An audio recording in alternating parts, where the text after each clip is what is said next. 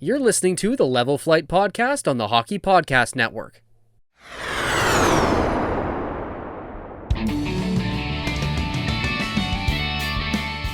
And welcome back to episode 15 of the Level Flight Podcast. We have a guest joining us later, but as of right now, I am joined by Brian. Hello. And Elliot. Hey. And we're going to be joined by Jacob Stoller of the Hockey News later, so stick around for some great AHL talk, some great trade deadline talk. We actually just wrapped up the interview with him, and it went really well, so you're going to want to stick around for that. But we do have some games to cover. How about that? Because for weeks now, we haven't had games to talk about. It's been we have so two long. games to talk about. Oh, Yeah. Way too long. We have the win against Chicago on Saturday night, the snoozer because of the start time. 9 p.m. Central.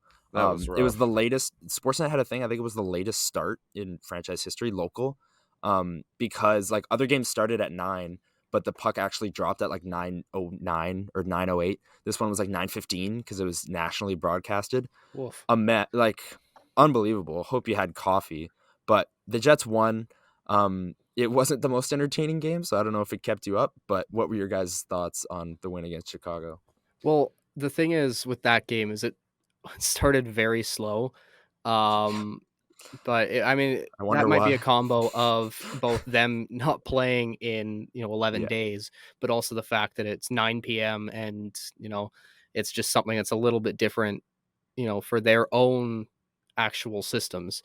But no, it was once they came alive, it was good because it was a situation where they managed to get the goals they needed from the top six.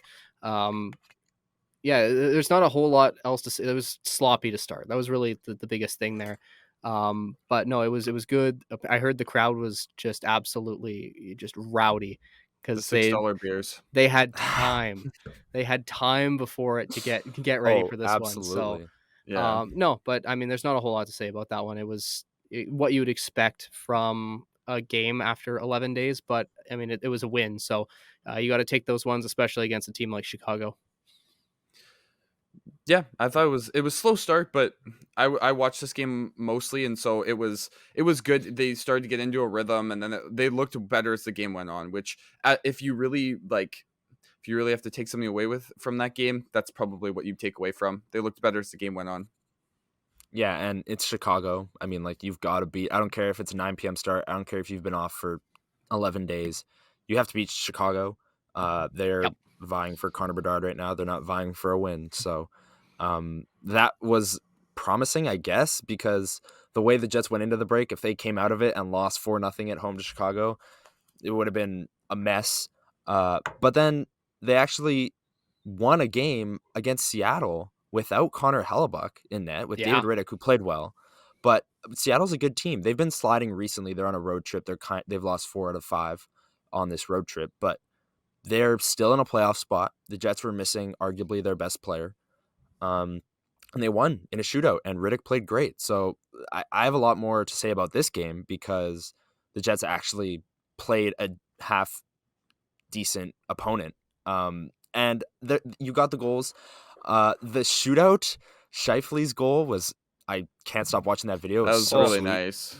Silky. Yeah, and Rittich shut the door. There wasn't much to say. The penalty kill in the first period was amazing. They killed off that 4-minute penalty where Barron Lowry's kick saves. Lowry's kick saves. Those were amazing. Beauties. That's what they were. Yeah, exactly. But the Jets controlled play for the majority of this one. There wasn't a point in the game, even when Seattle had like 8 minutes of power plays in a period, where I was like, the Jets are getting throttled. They still ended that period even in shots, even though Seattle had all those power plays. But they controlled the game. They look great. Rittich looked great. That's all I really have to say about it, Brian.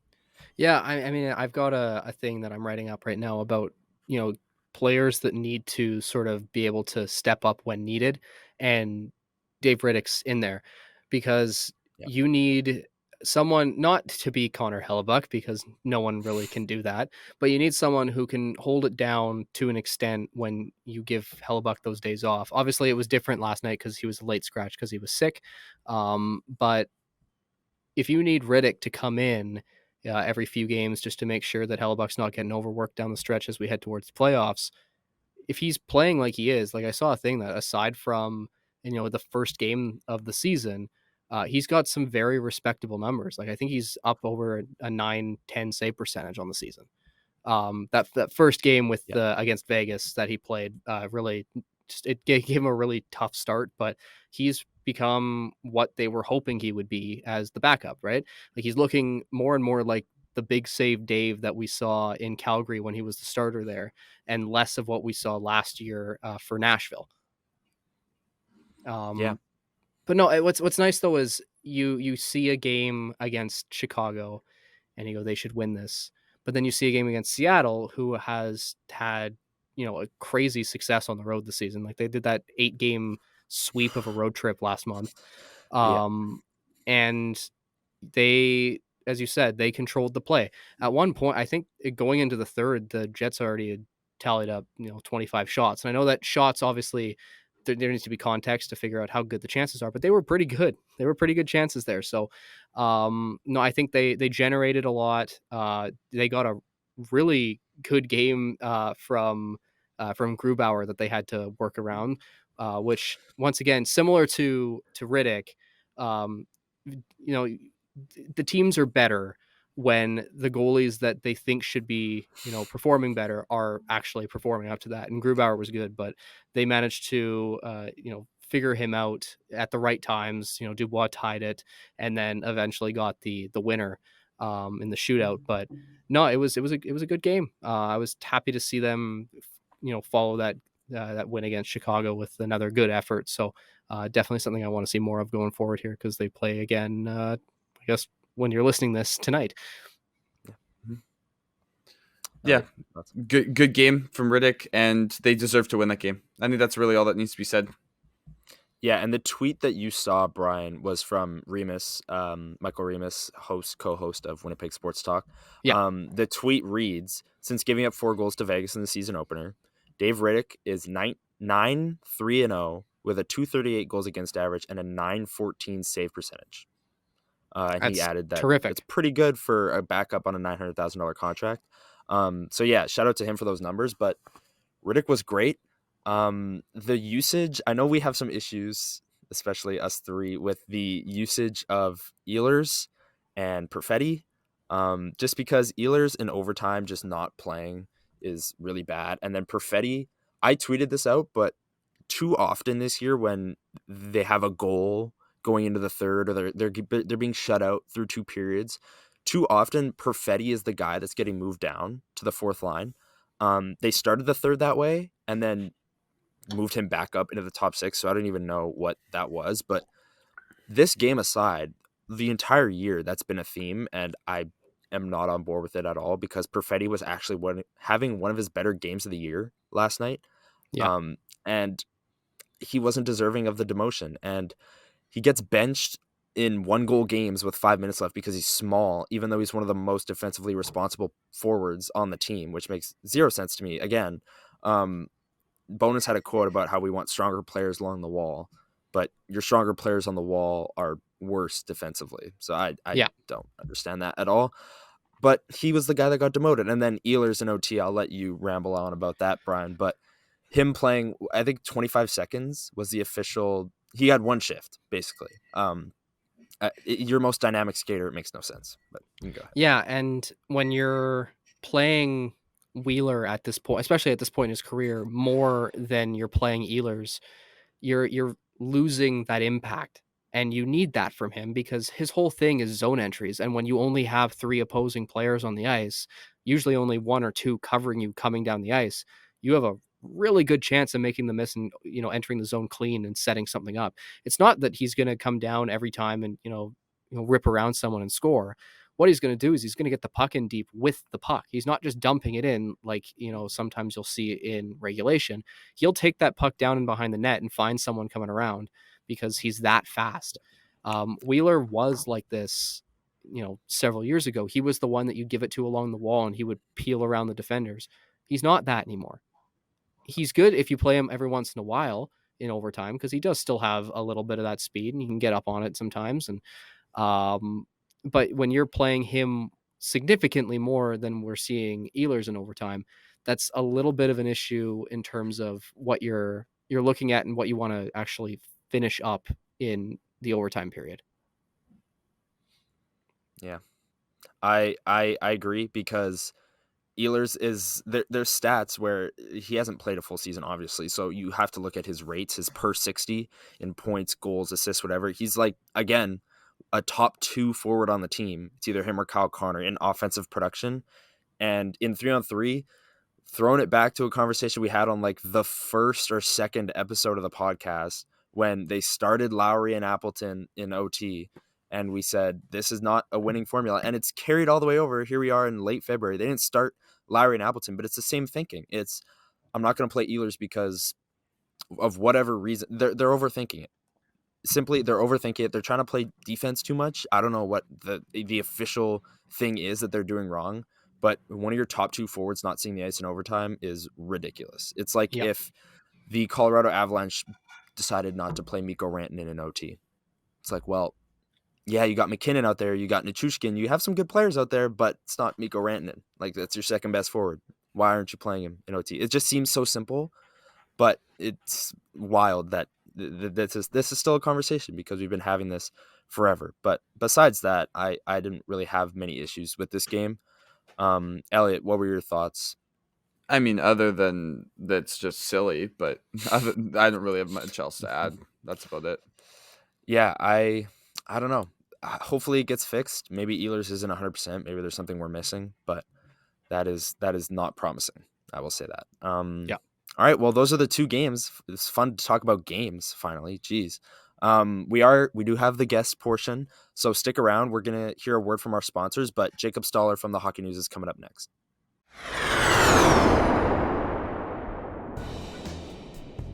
NBA fans, it's time to bring the hoops action to the palm of your hand with DraftKings Sportsbook, an official sports betting partner of the NBA. This week, new customers can bet $5 and win $200 in free bets instantly. Plus, for a limited time, all new and existing customers can get a no-sweat same-game parlay every day. Go to the DraftKings Sportsbook app today, opt in, and place a same-game parlay on any NBA game, and if it doesn't hit, you'll get a free bet back. Why not try a bet on either the Suns or Clippers, or bet on the over-under for the points for Kawhi Leonard and Paul George? Download the app now and sign up with code THPN. New customers can bet $5 on the NBA and get $200 in free bets instantly.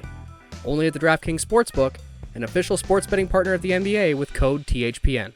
Minimum age and eligibility restrictions apply. Void in Ohio. See show notes for details. Hey, Level Flight podcast fans. This time of year, everyone's talking about making the big changes, which is all well and good, but most of the time, it's pretty unrealistic. Even I've fallen into that, claiming it's time to go to the gym, but next thing you know it, I'm forearm deep in a bag of Chicago mixed popcorn. That being said, I found that actually the smallest changes to your routine can make the biggest impact, in the same way that you don't have to break the bank to make a big deal purchase. Even the smallest things can be a part of a big change, even if it's something you use every day. Like buying a pair of Raycons, for example. Raycon is premium audio at the perfect price point, so you can build great habits without breaking the bank. With their portability, your Raycons can be with you as you go for walks, head to the store, or whatever you might be doing. Too cold out? No worries, use them for your daily activities around the house. Whether you're looking for a pair of everyday earbuds, low latency gaming headphones, or a speaker with a battery that will last you all night at your next party, Raycon's got you covered. And yep, Raycons start at half the price of other premium audio brands. So you don't have to choose between products. You can get one of each, or a pair and a spare, and still pay less than you would with some of the other guys. Keep them at your desk, in your backpack, or wherever you'd find yourself needing a pair. Even if you know you'll love your Raycons as much as I do, Raycon wants to make sure you feel great about your purchase. They offer buy now, pay later options, and every purchase has an easy and free return guarantee. One of my favorite features of Raycons is how they can be fitted to your ear with custom gel tips. My ears can get sore sometimes with other headphones, but these fit perfectly. It also helps a ton when I'm working out too, and they're actually water and sweat resistant. If I'm going for a run, I'm gonna sweat. Now I don't have to worry about the sweat getting into the earbuds. But my favorite feature though is their noise isolation. We're all students, so trying to study can be a bit tough if you're in a loud area. With Raycon's noise isolation, I can get to work and be as productive as my procrastinating self will let me be. So, are you ready to buy something small with big impact? Go to buyraycon.com/THPN today to get 15% off your Raycon order. That's buyraycon.com/THPN to score 15% off. buyraycon.com/THPN.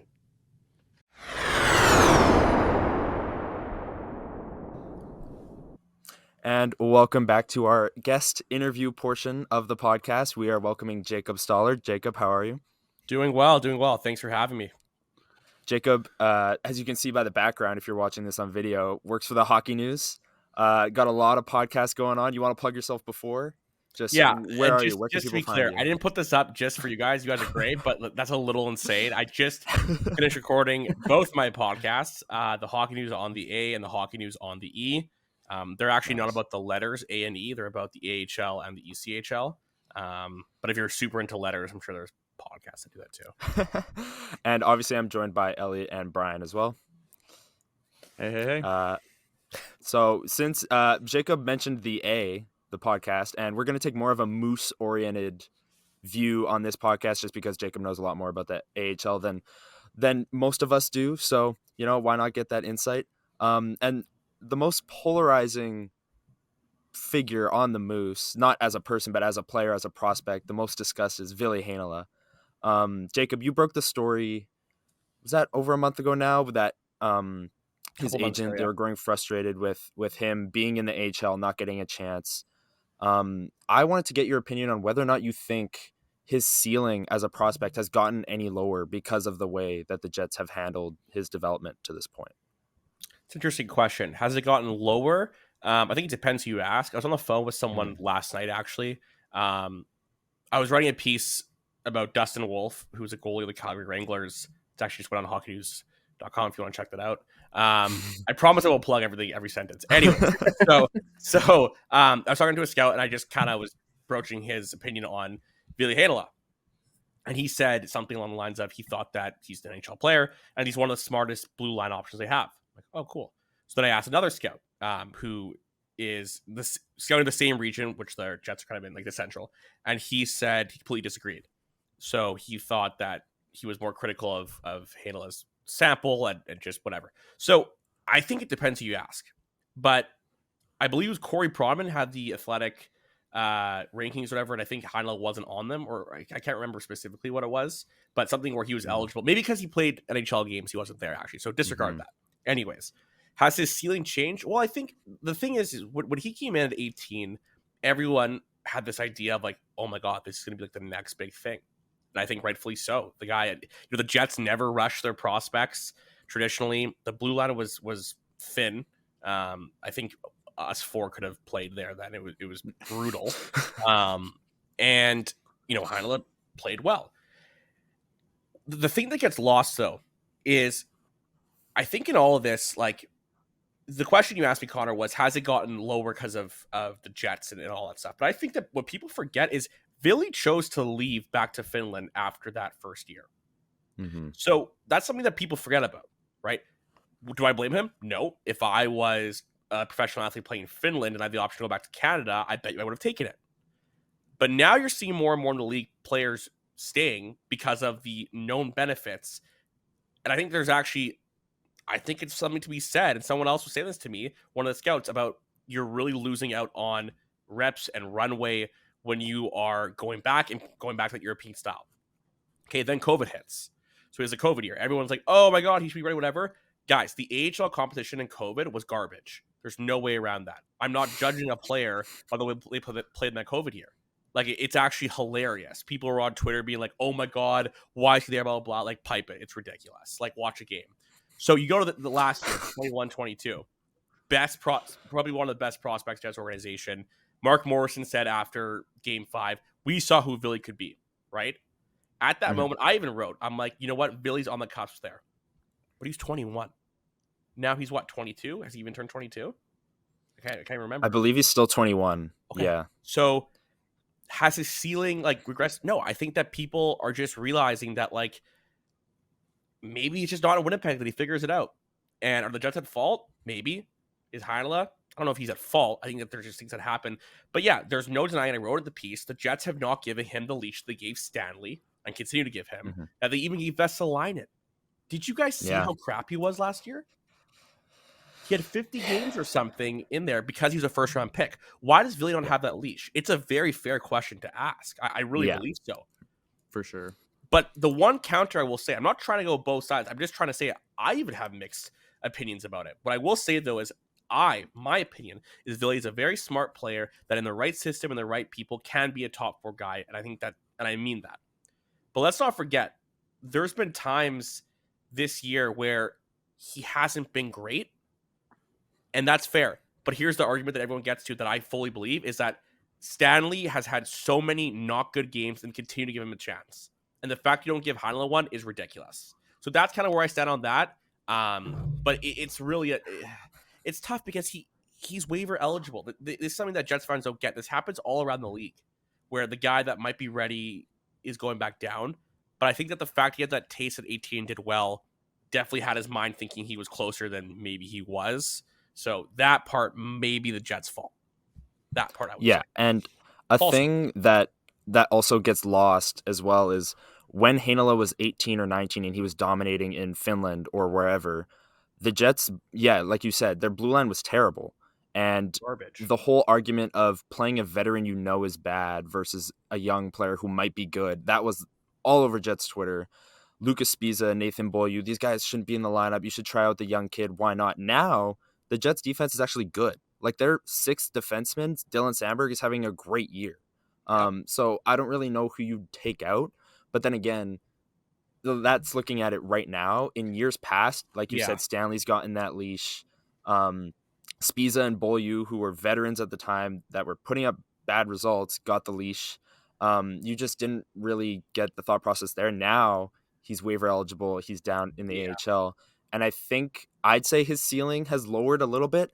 They drafted him with top 4 hopes. I think he can now be maybe a good number 4, like a Nate Schmidt, a offensive power play guy that moves the puck well in transition. But I don't know if the top 4, like a bona fide top 4 guy every night, if he can reach that. I don't know. But I agree. When I said I think he'd be top 4, I would agree with what you just said, like kind of in that framework. Brian, we'll go to you. What are your thoughts? Yeah, and I've said this it was quite a few weeks back where I've always been of the mindset that anyone, it doesn't matter what type of player you are, you need consistent time actually in the lineup, whether it's in the A or playing in the NHL. And I think a lot of what we've seen and a lot of the struggles with that, I feel like we've seen a lot of him sitting cold because he's been either in the press box or traveling back and forth all the time. There wasn't many favors being done in terms of him actually getting that consistent play time, right? But I think his best is when he's actually 2-3 games into a stint, whether it's up or down, because he's finally at that point where he's warm, he's comfortable, he knows exactly what he's dealing with as his partner. Like since he's been back down with the Moose, he's just been unreal. Like he's so exciting, and it's just I think a lot of it though is just consistency, right? And I think that's the case with a lot of prospects. Elliot?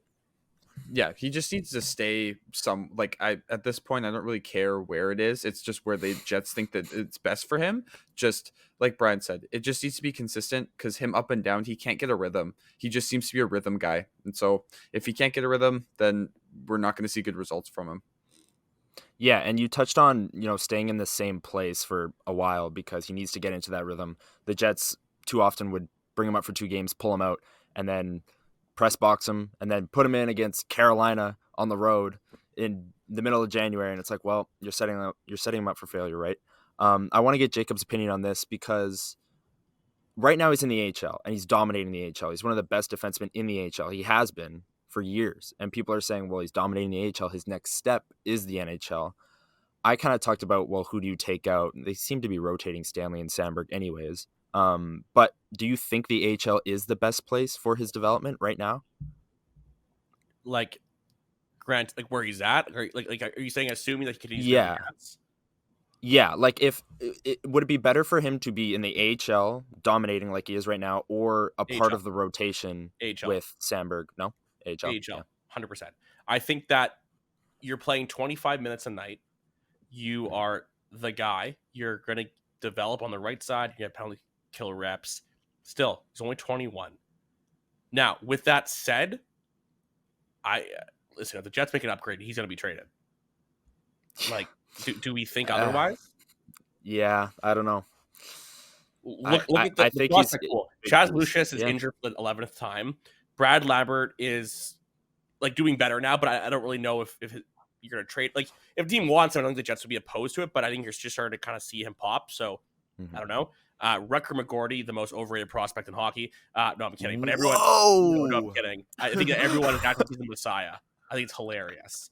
I saw someone on Twitter say they would not trade Rutger McGorty for Timo Meier, and I literally had to get off Twitter for a day. That's terrible. That's the complete opposite of what we've said on this podcast. That you would trade Rutger McGorty. Yes. Oh, yeah, one for one. sure. Any of them.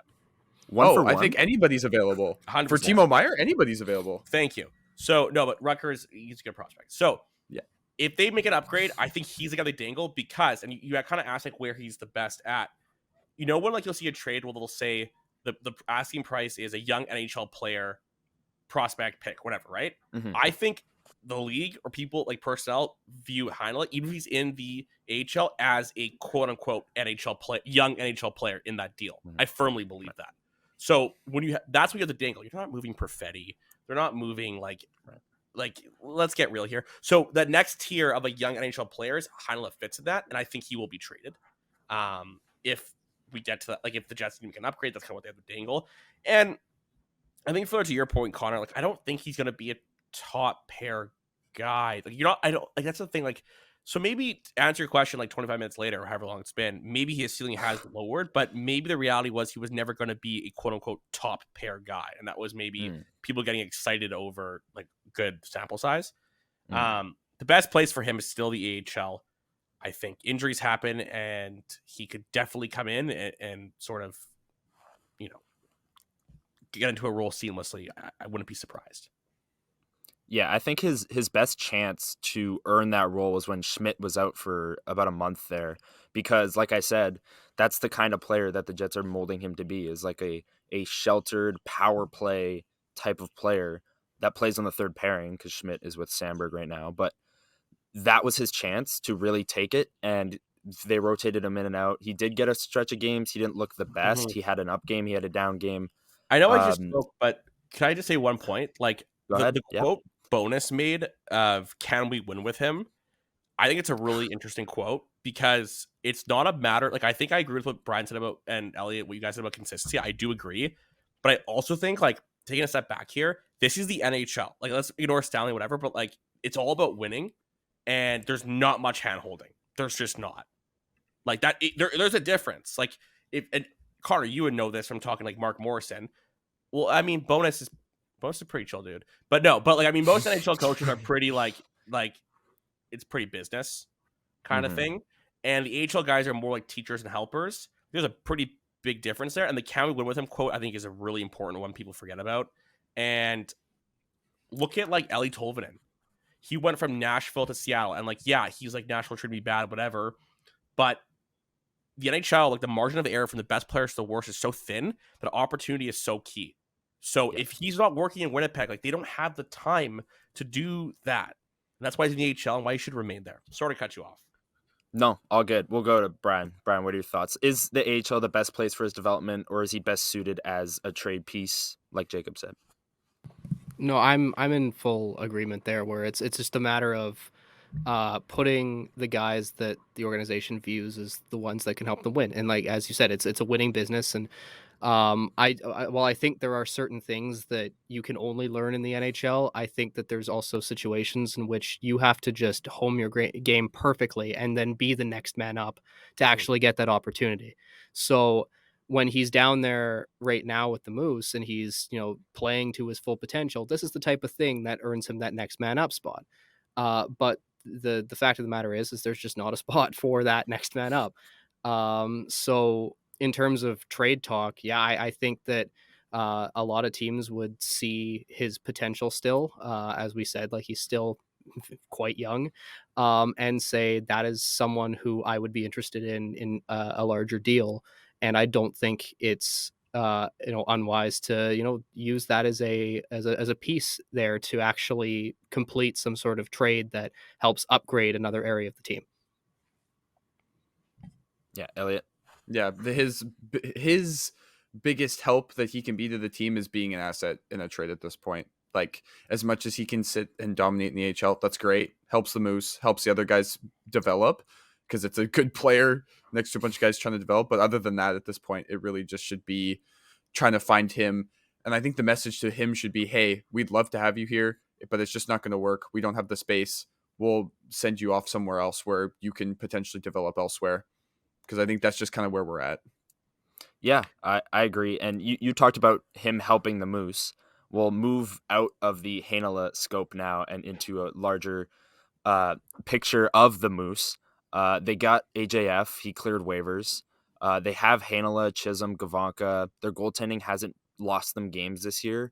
What do you think about their Calder Cup chances? Because yes, they Heinola could come up at any time if there's an injury. Like, you can't really predict that when you're talking about AHL teams. You can't predict NHL players getting hurt and AHL players coming up. But let's say the Jets make a few depth moves. Kevin Stenlund could come back down, who was really good for the Moose. Carson Kuhlman, I don't know if he would clear waivers, but he would come back down. Like, do the Moose, we're not predicting, like, the roster as constructed. Yeah, okay. Do they have the tools to win the Calder Cup? Yeah, And for sure. I will say now, they're like 9th in the West. Yeah. Which is, like, not great. But, Mm-hmm. again, they're just getting players back. But so what I will say is, and I kind of noticed this when I was in Winnipeg in the fall, and I think it's becoming so.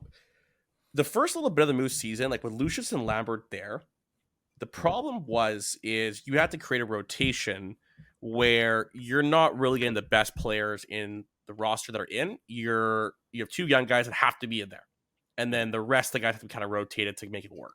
So, and that's a big contrast from last year, where the Moose were like the definition of a quote unquote system team. And that's a cliche term, but everyone bought in. The best guys, they worked, they grind, they had it all. This year, I think Baumgartner, Dubois, Mo, they've had to, like, the first half of the year, they had a lot of little teaching to do because it was a younger team.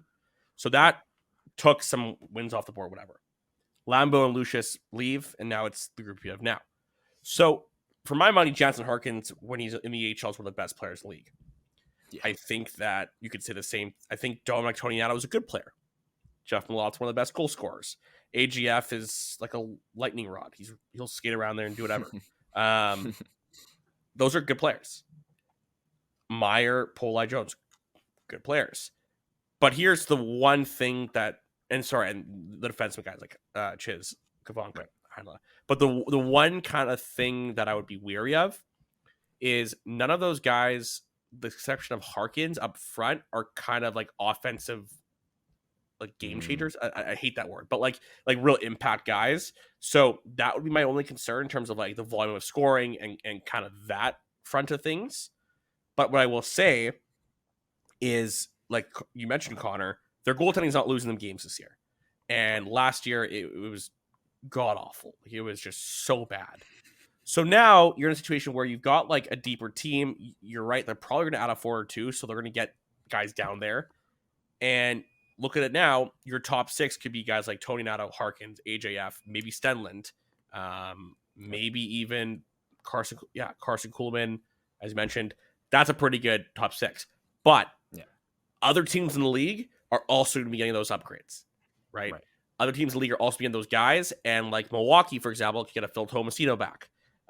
They would be dynamic. And I mean, he's been down there all year, so that wouldn't surprise me.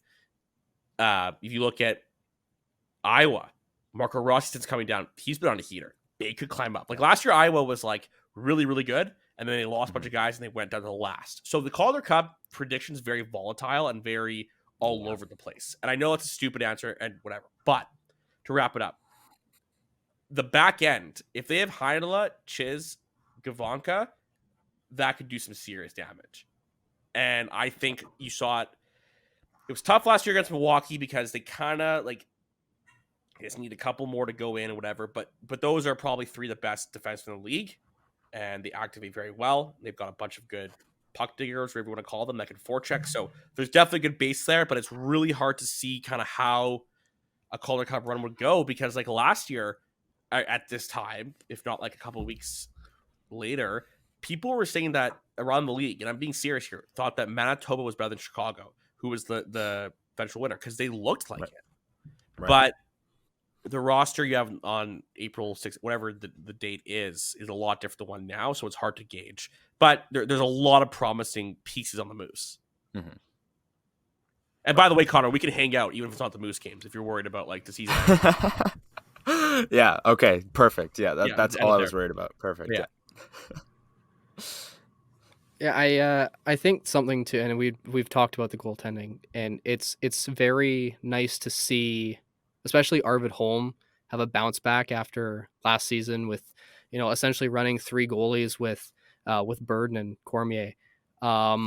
Seeing him step in whenever you have a little bit of a down stretch there for Salminen, who started off on an absolute tear. But I think a lot of, what matters too is you have to wonder at last year when they were out shooting teams like crazy, but then they would end up losing the game because they let in a goal that maybe shouldn't go in. You got to wonder what the trust is like now this year, where they can actually trust that their goalie tandem is gonna make some extra saves for them, and at that point you can probably assume that if you score maybe less goals than you were anticipating, you might still be able to pull that win out. So I think the added stability for the most part from the goaltending tandem, I think might be one of the big keys. Obviously you said, the offensive game, but if they can manage to, scrape together a fair amount of goals, it matters when they can win those close games, right? Mm-hmm. Yeah, and I think I got an answer from Eric Dubois, I think it was about a month ago, that when Heinola came back, that after Schmidt returned to the lineup, Dubois was saying that I asked what he brings to the lineup, and he said our entire team basically runs through how well our defense move the puck. Mm-hmm. So and it's so true, because you watch the Moose without Heinola in the lineup and with Heinola in the lineup, and having 2 pairings that can move the puck effectively up the ice as opposed to one, because they're going to play Chisholm and Gavanka. They have for 4 years or 3 years now. They're going to play them together. With Heinola, and he plays with Lundmark, having that pairing being able to move the puck is so huge. And I agree with you guys, though. They have a lot of playmakers. I just don't think they have a pure finisher. Mm-hmm. Like Alex Limoges is point a game, but he has like a million assists. He's not like gonna put pucks in, like he's obviously scoring, but he's not a pure finisher. Again, Stenlund, AJF, these guys at the NHL level are not. Jansen Harkins is a finisher, no matter where he plays in the NHL, AHL. He's got some forechecking to his game, but Dominic Toddonato, like these guys aren't goal scorers. They do score goals, but that's not what they do. Jansen Harkins is the closest thing they have to that, but I do worry if they can finish their chances, because I know they'll generate them. It's just a matter of having the shooting talent to actually finish them off. So I don't know, but the puck moving from the back end is so huge. Elliot, what are your thoughts? Or we'll go to Elliot. Yeah, sure. I mean, yeah, I don't have too much to add other than, they just need to finish chances. That's all it is. Because you look at their lineup, it's a bunch of guys that create, and it's not too much finishing. So it's, I mean, I guess I don't even know if you can count bringing somebody like, will AJF produce like a finisher? Probably not, because that's not his game. He might, though, because might, in the NHL, he's been asked to do this one thing, right? It's like it's same thing with Jansen Harkins. Yeah, they get asked in the bottom isn't 6 asked to play defense, right? And yeah, it's like, so well, he could, but yeah, unless somebody steps up, then they may have trouble scoring some games and trying to finish. But I think they're a good team otherwise. So, but correct me if I'm wrong, Jacob. Is that a league-wide AHL thing? Oh, is like finishing chances. Yeah, so it's not even like like the AHL. The thing is like there's always a high volume of chances, but like the biggest difference if you watch an NHL and AHL game, I find, is even just like the plays generally like sloppier. So and you see a lot of that with like the home plate shots, right?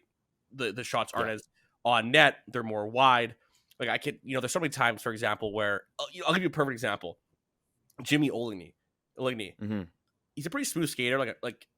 I've always liked his game in the AHL. I don't like people on Twitter that don't understand why he's in the lineup. I like him in the AHL. I don't understand Right. why you wouldn't have him. But anyways, he's a guy where he's got decent edges. He's got a good hand on the puck. But when he jumps up into the slot for a scoring chance, there's a lot of times where he just nails the back of the glass. Like, do you know what I mean? He doesn't really hit it on net as much. That's kind of, to me, the epitome of the drop-off there, right? Where you have the guys that can walk the line, do those things, but then when it comes to, like, that one little thing, they're a little bit off. So, another example is, like, Jeff Malott, right? Like, he's probably one of the best goal scorers in the AHL. But the way he scores goals are they're not pretty. Like, they're not, like, they're just kind of garbage goals, which is great. You need those. It doesn't matter how you go in. But my point being is, like, would Jeff Malott score 20 goals in NHL? No. Like, God, no. Right. Like, of course. So there's always that drop off in terms of that. And I think that in general, like another team, like the Toronto Marlies, they always would have like a plethora of chances, like outchance their teams, but they could never like capitalize and score for stretches of like 5 to 10 games. So it's very much a league wide thing. Like I would actually be curious to know, now you got me curious, the percentage of shots that hit the net in the AHL versus the NHL. And I would bet you it's a lot lower in the AHL. Yeah, so it's mainly like I alluded to the puck moving part of it and how there are different channels in the lineup. The quicker you move the puck up ice, the more chances you're going to get, and lower the width of error for those chances that are in the slot, no matter who they are. Like we said, Sakumainen and AJF and Kuhlman and Stenlund in the NHL are asked to kill penalties, forecheck, play defense, and get off the ice. And then in the AHL, they're asked to do everything because they are in the top 6, right? So it may take a guy like AJF, like they have an 8-game homestand coming up for the Moose. It may take him 2 or 3 games to be like, hey, I have all this room to shoot and pass. Well, Brandon Tanev took quite a bit to, like, he came down to the Moose in like 16, 17, and he didn't really put up great numbers just because, like, it was actually hilarious. He would, like, take the puck and, like, skate the entire width of the ice in circles and, like, just kind of, like, hold like a point guard. Like, he would literally, like, it was insane. But he didn't really score by many points, and, like, that's kind of maybe a byproduct of A, he's on his game, or B, just really wasn't asked to do that. So it always depends, but I think AGF could certainly drive a line in the AHL. Like, I think you put him alongside Malott and like Tony Anato, just spitballing, that's a driver. You put him beside I think you need guys that can somewhat keep up with him. Like, I wouldn't put him with a Cole Meyer, but Harkins. I think AJF and Harkins could be dynamite. Yeah, because they're both fast. So totally. Yeah, again, we're months away from the actual Calder Cup playoffs, and the Moose have like 2 8-game homestands. They have one right now and one in late March, I believe. That's gonna be big for them. Yeah, those are gonna be huge because, like, tonight, well, they're about to play in 2 hours or whatever against Iowa. That's a team that's right behind them in both the division and the conference. So these are huge games, and you got to win games at home. And this is the best their lineup has been all year because, like you said, even at the start of the year, when you have younger guys in the lineup, you're rotating out a veteran AHL player who might provide more, but you have to teach. Like, it's a developmental league, right? To an extent. Of course. You have to develop Lambert and Lucius. But this is, for my money, the best lineup they've had all year. So this 8-game homestand coming up is going to be huge. Yeah. If anyone else has anything, go ahead. Who do you guys think is going to be the first guy down if they acquire forward tomorrow? Like, who's the first guy? Stenlund or Kuhlman? I would hope it's Kuhlman, but knowing this organization, it'll probably be Stenlund. Yeah. But like Stenlund has been in for Gustafsson. Is Gustafsson still hurt? Yeah, I could see it being Kuhlman or Stenlund. Yeah. If I had to pick, I would say it would be Stenlund. Yeah. Not that I would. He's played good. Yeah. Which it sucks, but it's just the way that we've seen the lineups be created. I think he'd clear. I saw online like people were surprised that AJF cleared, and like I don't know why. Why are people surprised? Well, didn't he fall all the way to us from Washington in the original waiver wire? Like, yes. So of course he's gonna fall. We're one of the last teams. So if there's nobody behind us that wanted him, then that's like on Hockey Night Canada when Jeff Merrick was like, "Yeah, we're hearing that Jonathan Harkins could be available." It's like, But he was on. That was so weird. Waivers That 3 came. times. He's been like very Yeah, available. Yeah. he's been available and no one's picked him up. So I didn't understand that. But whatever. Yeah. The AJF thing, though, I think the reason people were like, "How did he clear?" is because they thought Kuhlman or Maenalainen or Stenlund like provide less to the Jets lineup. So it's like if AJF is better than these three guys on the Jets, how is he not better than some fourth line winger on Anaheim or whatever, Chicago? Yeah, I think Saka's but a again, killer. I think he's a good those teams are tanking, right? they don't So it's want either another contract. yeah, it's either Tampa Bay is picking him up or no, like a contender, or Every no team one's has an picking him up. AJF. Every team has a Jonathan Right. Harkins. And what I mean by that is Exactly. they have a guy that is in that bubble range, whatever. And I'll tell you, NHL teams always value their own guys more than the rest. That's why waiver claims are so rare. Yep. That's why it happens. Exactly. Yeah. Well, if we don't have anything else on the Moose, we can move to the big club. Let's do it. If anyone good to go. All right. So we've made it very clear on this podcast that we want Timo Meier. Okay. I'm sure you're the same. You'd think the Jets, like, that's obviously the number one trade target everywhere. That's Sure. the guy. But are there any other options that aren't Meier or Chikrin or any of the big names that you think could make an impact that's kind of underrated, like around Connor league Garland circles? retained. Connor Garland, Best retained. possible option. Wow. Okay, so here's the thing. Vancouver, Vancouver, and and I think they really need to get money off the books to start. Okay, so I like Connor Garland for a couple of reasons. One, I like Connor Garland because he can play with Lowry. He could play with be like you know how the Jets have always needed another top 6 piece or whatever, like. Mhm. And like Harkins went there at some points. Maybe I'm confusing the timeline, but they'd always have a bottom 6 guy going up. Barron, yeah. Garland can be that. Okay, and I know left and right shot might change this certain situation, but I think Garland can drop up in a pinch. He can also play down the lineup, and I think that's really valuable. And he has term, so I think those are a couple things that make it really important. I think Connor Garland's a really good player. I think that he's been miscasted in Vancouver. And I think that I go as far as say I think his best days are ahead of him. I still think he can be a really productive player. And I think Connor Garland's a guy you want in your middle, bottom 6, whatever, come playoff time. Mm-hmm. I think the Jets, I don't know how much I'm into the Max Domi thing. Like, I don't know. Like, I can see it either way.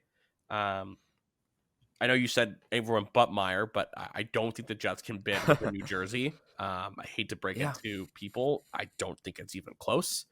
And if New Jersey wants him, they will get him. I think it's pretty cut and dry. But when I kind of look at the makeup of it, I wonder. Okay, so I wonder if a Garland is one option. Okay, I'm not saying I want this person, but I would not rule out it being Jonathan Taves. I just really wouldn't rule it out. I wouldn't rule Jeff it out. Merrick.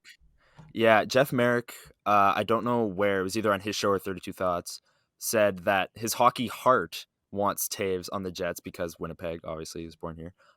But his hockey mind is telling him that it's not the best It's a great way to put it. moves. And it's, I had a little bit of a rant on this podcast last week saying, like, spending assets for a guy that's $10.5 million, like, it's a cool story, but I'm not in on it. But Garland was a great call. I think Garland's the guy I would go with. We were indifferent last week about that. Yeah, who'd you guys say? Just because he had term, we were like, you don't like it. Well, I don't know, because retained makes it different. If it's like 15 to 20% retained, that's not bad. But $5 million at 4 years, I said that's a move I'd rather see them do in the offseason rather than at the deadline. Sure, yeah. But I don't know if they'd be more willing other way, Vancouver. Sorry, Brian, do you have anything? I'm fully cutting you off. Well, I was on the Garland train on our deadline episode last week. I was the one who ended up bringing him up because I was also talking about the pros and cons of a player like Brock Besser and how he carries more risk even with the retention than Garland would, purely because you've seen Besser at his best, Sure. but you've also seen like his last 2 injuries have been like shoulder or upper body and hand, and Yeah. he's a sniper. So it's a level of who Yeah. do you want to take the risk on with term, and I'm not sure how like deep this goes, but I've heard a lot on whether it's 32 Thoughts or something that the organization really values good term when they're starting to evaluate trade targets and everything because they want to make sure that they can plan ahead. Yeah. If that's if that's the case, Garland's near the top of my list just because in that middle 6 he is kind of as you were saying, like a Swiss Army knife. And I think people have to understand that, like, I yes, I live in Toronto, but a couple of things. One, I am a very proud Winnipegger. I love the city. I'm probably gonna be moving back in a couple, months. For how long I don't know. But my point is, dating back to when the Jets were first here, guys, this has been a problem. The Jets can't sign free agents. There's no way about that. Timo Meyer extension, it's cute. It's fun. Not going to happen. I'm saying this as a proud Winnipegger. I'm just telling you guys that if the Jets are like, it's just not happening for 2 reasons. One, it's not a desirable market for agency. 2, the tax situation in Canada isn't great for players and desirable. Those are not starters, and that's why the idea of re-signing Timo Meyer is just so out there. Like, put it away, Jets fans. It's not going to happen. So, with that said, when you're trading for guys, like whether it's a Connor or whatever, Brian, what you're saying, or whoever you're referencing, it was Jeff or whatever, is right. Because Winnipeg cannot sign those guys. They can't. You need to trade them and have cost certainty there. And that's why Garland retained. I want to make that very clear. I think that you've got to retain it. I think you'd be more comfortable a bit above 4, 4.2, whatever. That there's a value there. So when you're evaluating the Jets options, you have to look at it from the lens of you cannot get free agents. Not even that there's much good shopping these days anyways, because teams kind of make mistakes then. And that's what you have to do. Also, does Garland have a no move? I have no idea. I have no idea either. If he does, you could probably say goodbye to that too. Because another thing with Winnipeg is teams probably have Winnipeg on their no move a lot. So I'm not trying to be harsh. I want to say this again. I'm a proud Winnipegger. I love the city. I think it's a great place, and I think it's an unreal city. But I'm just being honest. Those are the facts. So, and if anyone wants to tweet me and say, "Oh, but like come here and win," yeah, they don't care. Like, I'm sorry. There is no trade protection on him, by the way. He can be moved wherever. That's another benefit. There you go. Boom. Yeah. There you go. Yeah. A lot of that has come up. The desirableness of Winnipeg in general, just because a lot of guys that are being shopped have no move clauses, and would they waive it? Like Timo Meyer aside, let's say a player is on the Sharks and has a no move clause. Would you rather lose on the Sharks and hit free agency, because a lot of these guys are rentals, they'll be up next year, totally lose on the Sharks, or win on like that matters to players. It seriously does. Like, yes, you want to win and yes, you want to compete, but you're gonna hit the open market. I don't know. And then again, if it's modified, then you can choose where you want to go. There are other contenders that are bidding for you. If it's between Winnipeg and it's between the Rangers, sure, like Patrick Kane was talking about, right? Yeah. You just would rather go to New York. It's a better city. But, guys, there's no coincidence that like a third of the teams from Minnesota or Michigan. Yeah. It's not a coincidence. Exactly. Yeah. It's definitely a hurdle that doesn't get talked about enough. It is, especially when making mock trades trades on Twitter. Years. I'm telling you. I bet you Cole Perfetti will be here for 8 years. Or whatever. Will. It is. Yeah. Oh yeah. I think he will. Okay. I think he's the type of guy that would like Winnipeg. I think the same could be said for Mark Scheifele when he signed. Dubois, not surprised he wants out. And that's not a slight on Dubois. Montreal. If I was from guys, I was there for work this past weekend in Montreal. I really almost converted to a Quebecois. Like watching that game, this is nuts. Like I was like young Ole in the press box. Like if I was from Montreal, I'd want to play on Montreal. This is not a hard concept. And like also too, it's like people are so tough on Dubois with this. Like, guys, it's a finite window. Just go out there and try to win. You may lose them. Welcome to pro sports. Yeah, exactly. How it works. And they have him under team control. So Yeah. you're going to get players back. It's not like Dubois walking for free. You're going to get No. Kirby Doc or picks. Exactly. I don't know. Whatever. That would be a It's not great like target, he's actually, walking Connor. for That'd be nothing. an awesome target. There you go. Kirby Doc, future Winnipeg Jet. You heard it here first. You heard it here first. That'd be interesting. Yeah, it would be. Does anyone have anything else any other targets that we want to talk about? We want to chat about? You brought up Domi for a bit there. We weren't really sold on him just because, as Brian put it, he hasn't played defense in ages. Yeah.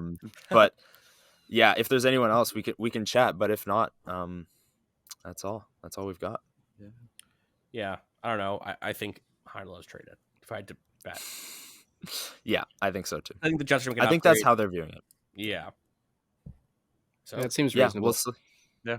We'll see. All right. Well, thank you so much for coming, Jacob. It was course, guys. it was a blast talking about the AHL. You know, of course, love it. Have me, guys. You guys have a good thing going. Yeah, we'll have you back on eventually. Anytime. Maybe when the Moose are getting geared up for a Calder Cup playoff run. Maybe that would be a good time. Connor. Yeah. Let's see if Yeah, we can true. make the playoffs. I'm kidding. We'll be I'm there. all wrapped up in the AJF hype train. I'm too Yeah. wrapped up. Is he playing He's gonna tonight? save the Moose. I don't. He practiced this morning, so I'm assuming so. Yeah, probably. Oh wow, I'm curious what the lines will be. Yeah, no, Yeah. it'll be- I'm excited. anytime, All guys. right. Well, thanks. Anytime. Thank you. Thanks Thank you so so much. much. All right. See ya. And we're back. That concludes the guest interview portion. We want to thank Jacob again for coming on. He was great. It was fun for me, at least, to talk about the Moose. I had a really good time, and I hope we can have him back on in the future because that was a blast. Totally. Do you guys have any thoughts? Yeah. Go ahead.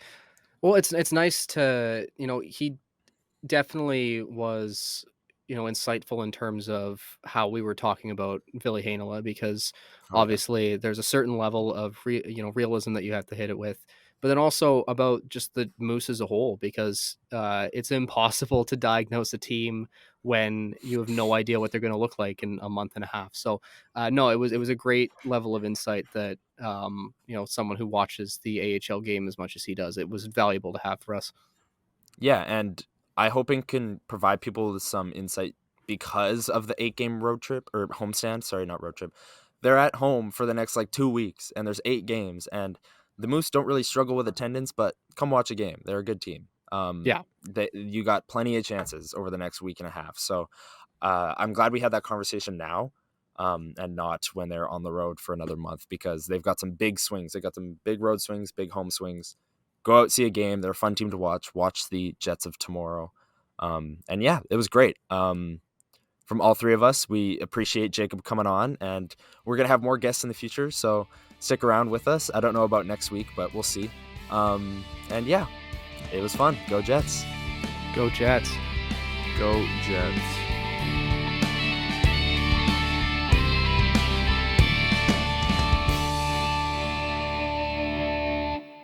You've been listening to the Level Flight Podcast on the Hockey Podcast Network.